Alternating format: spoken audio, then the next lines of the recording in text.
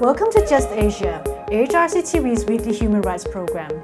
These are the headlines. Teenage girl shot dead in Pakistan for refusing marriage proposal. Calls for investigation into suspicious death and cremation of youth in India. Anti-communist mob in Indonesia attacks building. Dalit family assaulted after intercaste marriage in Nepal. Radio Free Asia journalist threatened with arrest in Cambodia. 2 urgent appeals from Sri Lanka.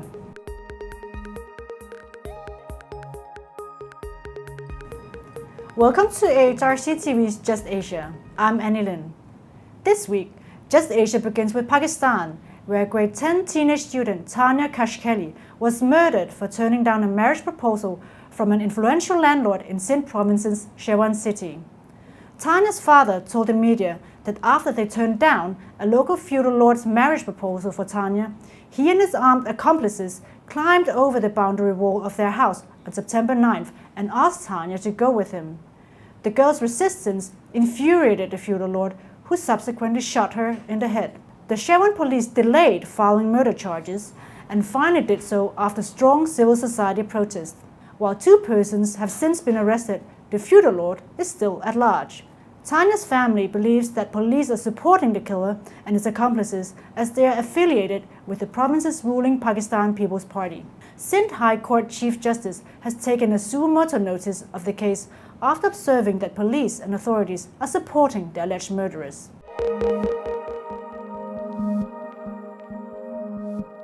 A protest rally was held in Manipur, India, demanding proper investigation into the mysterious death and cremation of a 22-year-old youth, Pravish Chanam. Civil society groups held a candlelight protest opposite the residence of Manipur's Deputy Chief Minister on September 18th. There are suspicions that Pravish's organs may have been trafficked in collusion with the Uttar Pradesh Police and the hospital's authority. A permanent resident of Imphal, Manipur, Pravish was currently staying in Noida, Uttar Pradesh. On the evening of September 8th, Pravish attended a musical concert in Noida with his friends, where he subsequently went missing. After spending the night looking for him, his friends filed a missing persons complaint the next morning at the Knowledge Park Police Station, Noida. Until September 13th, Pravish's friends and family had no information regarding his whereabouts. On September 13th, the Nitari Police Station shockingly informed his family that Pravish's dead body had been cremated. The Knowledge Park Police failed to circulate the missing persons complaint on time. Instead, it was circulated 2 days later. The Nitari Police Station did not circulate the report of an unidentified dead body found lying in the Government District Combined Hospital or initiate any inquiry into the death. Pravish's body was cremated quickly without asking his family's permission. Under these circumstances, protesters are calling for the investigation into Pravish's death to be transferred to India's Central Bureau of Investigation. They are also calling for the hospital post-mortem videos to be released.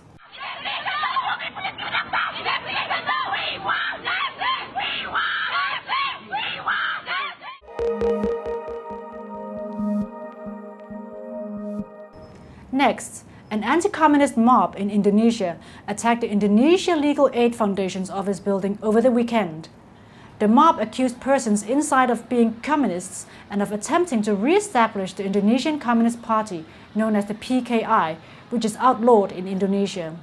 In actual fact, survivors of past human rights abuses and human rights defenders had organized a seminar on the 1965-66 massacre of communists on September 16-17 at the office building. From Saturday to Sunday, anti-communist mobs surrounded the foundation building, demanding the end of any form of discussion on the 1965-66 massacre.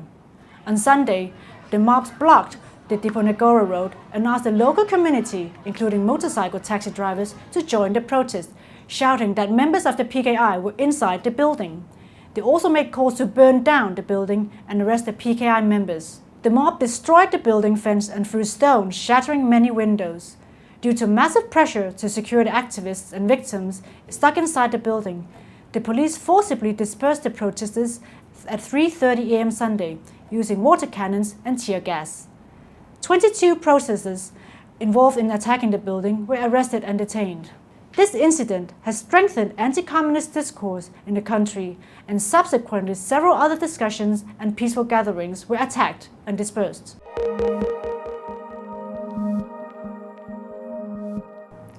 An intercaste marriage in Nepal has resulted in the abduction of the Dalit groom and the assault of his parents, while the non-Dalit bride has been taken away by her family.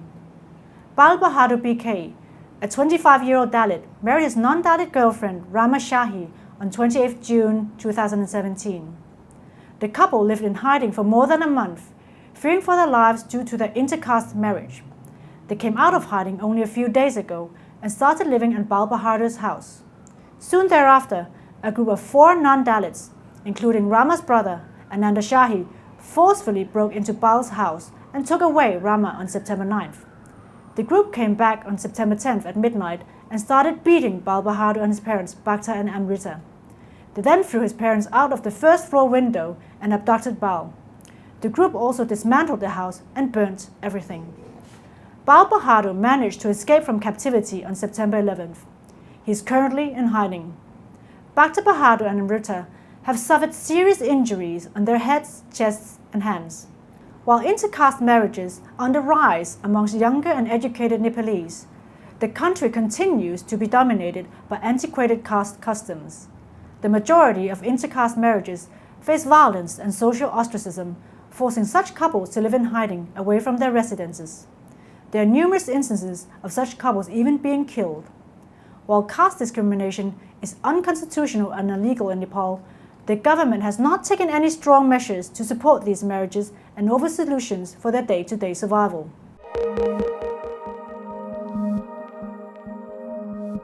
Cambodia's Information Ministry has threatened Radio Free Asia journalists with arrests if they continue to report for the US-funded broadcaster after it closed its bureau in Phnom Penh last week. According to an Information Ministry spokesperson, Radio Free Asia incited people against the Cambodian government, and hence it is no longer legal for its reporters to work in the country.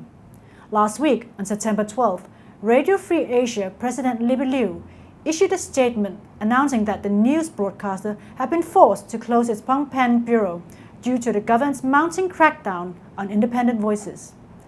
It has become increasingly apparent that Prime Minister Hun Sen has no intention of allowing free media to continue operating inside the country ahead of the 2018 elections, the statement said.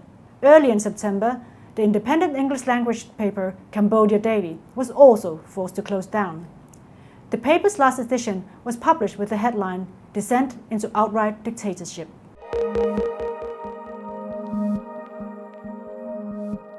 Finally, the Urgent Appeals Weekly features 2 cases from Sri Lanka.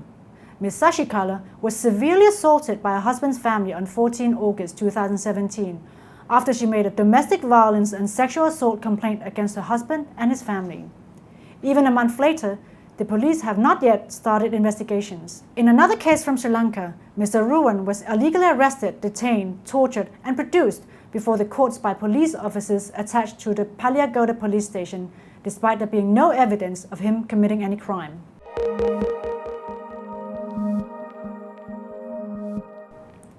That is all for this episode of Just Asia. For more on these and other issues, please visit www.humanrights.asia or www.alrc.asia/justasia. Thank you for watching and see you next week.